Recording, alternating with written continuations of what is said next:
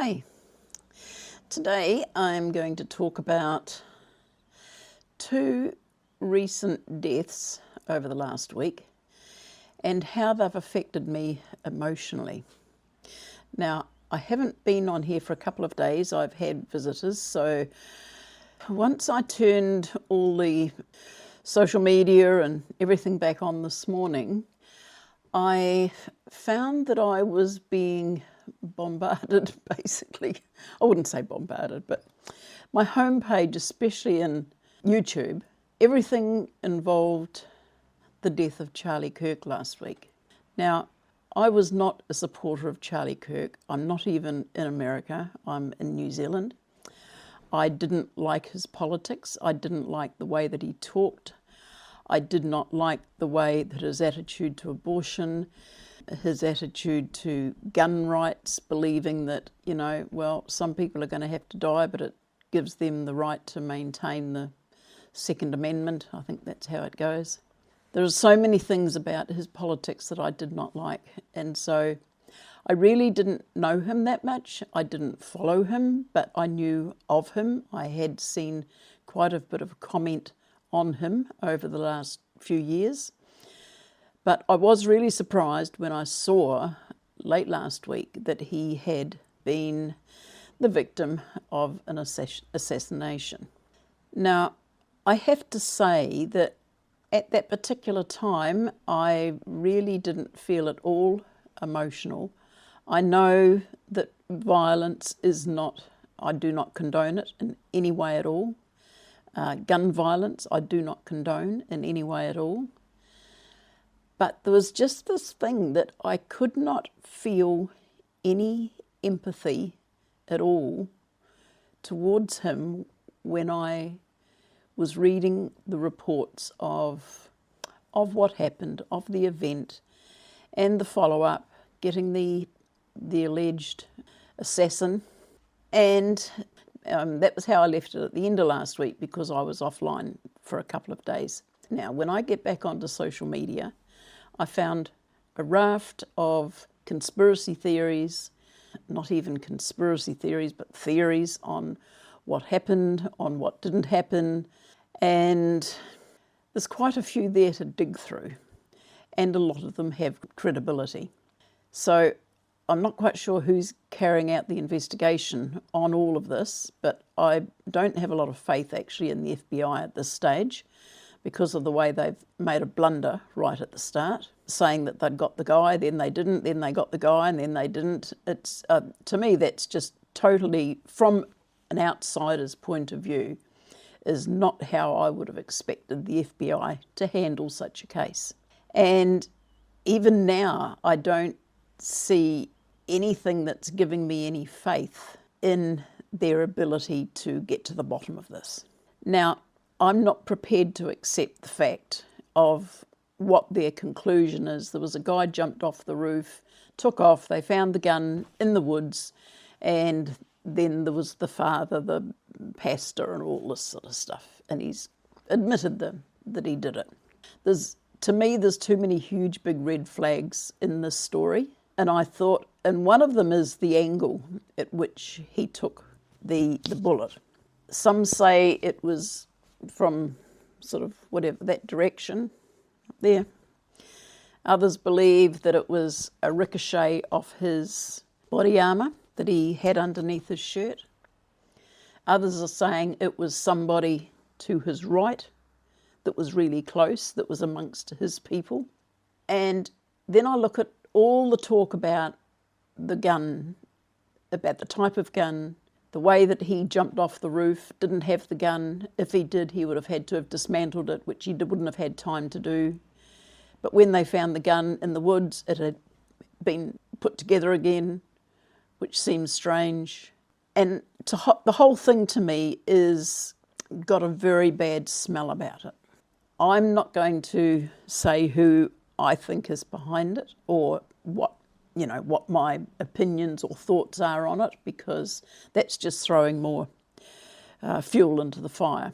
I form a few opinions based on what I've seen, but it's only my opinion. So at this stage, I'm prepared to sit back and wait and see what comes. My only hope is that the truth does come out. Now, I would have thought that by now there would have been talk of an autopsy. Now, I know when you're watching TV programs, the first thing they look at is the trajectory of the bullet. Now, you would have thought that would have been the first and obvious thing that they would have done, checked on that immediately after the shooting. So far, there's been no talk about an autopsy. There's been no evidence come forward as to whether the type of gun is the one that fired the particular bullet, or if they've examined the gun to see if that bullet did actually come out the gun. Now, if that information had been made public, it probably would put a whole different spin on all the talk and all the theories and all the conspiracies that are floating around the interwebs at this stage. So that's one area that I find there's so much, there's something that doesn't smell right as far as I can make out. And because of that, I'm not convinced that the truth is ever going to come out about this. I think there was too many people had irons in the fire that was in their best interest to have him no longer here. And I'm not saying that from one particular political point of view. I think that's across the board. So I'm just thinking that I'll just wait and see what happens. But the thing, talking about emotion, there's not one part of this whole thing that has stirred any sort of emotion in me. Even though I didn't know the guy, I'm not an American, even though I keep an eye on the politics over in America, and the reason I do that is because although Americans don't think so, their politics affect the rest of the world, and everything that America does makes us a possible recipient of any reactions or any actions or reactions that occur from Trump's moves. So for that reason, and probably most other people around the world that follow the American politics, it's not because they really are interested for the Americans sake. We worry about it, how it's going to affect us. And it ultimately will, because we are part of NATO, we're one of the Five Eyes countries, we're an ally of America, but the last thing you want to ever find out is that you're an ally of the enemy. So for that reason, I think we all take a strong interest in what is happening in American politics. And I try to get both sides. I try to see the left side as well as the side from the right. But when I see somebody on Fox News talking about the homeless need to have possibly an involuntary injection to put them to death, that doesn't really sit very well with me. And I find if they're prepared to let those comments go unimpeded and without any effect on the person that said that, then you can start to understand why people think of the right as being a heartless, cruel, don't care about people sort of a party. I've never ever heard anyone from the left saying that homeless people and those people like that, should be given an involuntary, euthanasia injection to be put to death. I wonder really what the world is coming to when a statement like that can be broadcast around the world without any implications or any effect on the person that said it. So because of all of this, I'm not surprised that I do not feel any emotion over this, even for when I see the widow crying over the embalmed hands of her husband with a photographer right up in her face. That to me is something that, when you're mourning like that, is very private. I would never have a photographer right over my face if I was mourning my husband's corpse. To me, that there is weird. More than weird. It's really off this planet, I'm afraid. The other thing too is that I sort of always wonder where this is going to end. I don't think it'll end with Charlie Kirk, and I just wonder for the rest of the world how it's going to impact us. And it's probably about, yep, okay, you're only thinking about yourself. Oh, yes, I am. I'm thinking about me and my family and my extended family and other people all around the world. We are concerned. We are worried. We don't dig our heads in the sand and think, it won't happen to me. I'm okay. It won't happen to me. We are aware. We try to stay aware of what is going on. So that first part is basically the little bit of my roller coaster on emotions. And what comes forward is that there's actually no emotion. I feel quite emotionless over the whole thing. Now, when I turn the tables, when I get onto the internet this morning and onto YouTube, I see a post by somebody that I have been following for the last couple or so of years.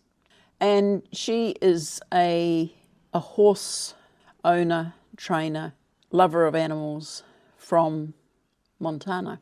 Some of you may have seen her, the clever cowgirl. Today, when I looked at her post, she was mourning the death of one of her horses. Now, that horse was Pearl. She got Pearl from an adoption. When Pearl came to her sight, she was very skinny, very sick. We all rooted for Pearl, hoping that she would make another day. And she did. Cece, or Clever Cowgirl, gave her the most amazing treatment and love and care. And to the stage where, probably a few weeks or so ago, a couple of months or so ago, Pearl was out in the paddock galloping around like, not like the old girl that she actually was. She looked beautiful. She looked like she was having fun. But the only thing was that which became apparent, is that she had congestive heart failure. And Cece had been working with her vets. They weren't very confident in a good prognosis. And Cece knew that the time would come when she would have to make a decision on Pearl's future. And even though we've all known that this was going to happen, when I saw her video this morning, I cried. I cried for Pearl. I cried for Cece. I cried for every other horse that's been abused and has to be euthanized because of the bad treatment they've received. But Pearl was lucky. Pearl had a wonderful last 12 months under the very watchful and careful eye of a wonderful horsewoman. And it was saddening. It saddened me to the core. And even now, I'm feeling emotional to see that she had to have her horse euthanized after all the care she'd given. Now, to me, this is really quite strange. I didn't think I would do this. But this is where my emotional roller coaster comes in. I care about people who love and care for things, for other people, for other animals, that love and care and have an absolutely amazing view of life and are prepared to do the hard yards when it comes. And Cece had to do that today.